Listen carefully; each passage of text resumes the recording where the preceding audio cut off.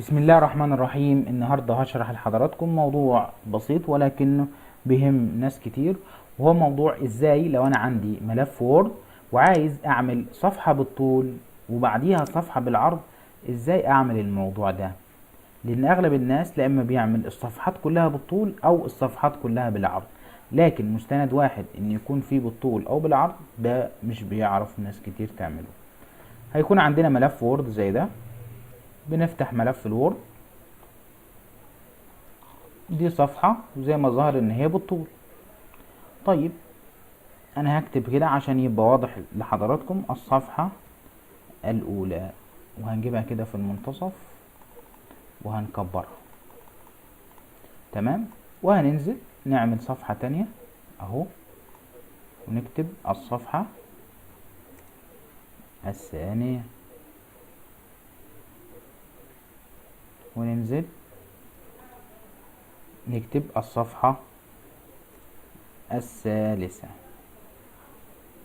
طيب انا دلوقتي عندي الصفحة الاولى بالطول، لو عايز الصفحة التانية تبقى بالعرض هنيجي ازاي؟ هنيجي هنا عند بداية الصفحة التانية، وهنيجي هنا عند تخطيط الصفحة. بالمناسبة انا الوورد اللي بستخدمه ده وورد 2010 عربي، لو حضراتكم حابين انهم تحملوا النسخة العربي اللي معايا هتلاقوا رابط التحميل بتاعها تحت في صندوق الوصف تحت الفيديو.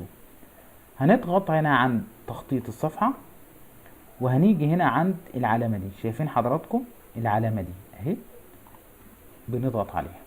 بنيجي هنا بيقول لي انت عايز عمودي ولا افقي؟ لا هقول له ده افقي. لكن هنا الجزئيه المهمه، هنيجي هنا في تطبيق على، هو مختار كامل المستند. لو انا سبتها زي ما هي وقلت موافق هيعمل لي كل الصفحات اللي موجوده عندي في الملف افقي. لا، انما انا هاجي هقول له عندي ايه من هذه النقطه، يعني من الصفحه الثانيه، وهقول له موافق. شايفين حضراتكم ادي الصفحه الاولى، الصفحه الثانيه شايفين بقت بالعرض، وهكذا الصفحه الثالثه. نطلع كده العنوان ده فوق اهو، الصفحه الثالثه برضو لان انا قلت له من بدايه هذه النقطه.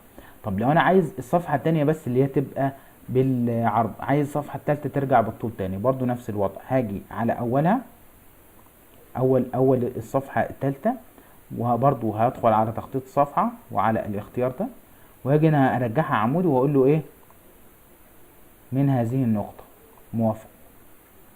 يبقى بقى عندي الصفحه الاولى بالطول، الصفحة التانية بالعرض، والصفحة التالتة بالطول. لو عملنا معاينة اهو، شايفين الصفحة التالتة بالطول، الصفحة التانية بالعرض، الصفحة التالتة بالطول. وبكده يكون انتهى شرح النهاردة. اتمنى يكون الشرح افادكم.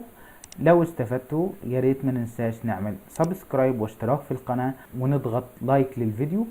ولو اي حد عنده اي سؤال او استفسار يشرفني يكتبه في التعليقات اسفل الفيديو. سعدت بحضراتكم، والسلام عليكم ورحمة الله وبركاته.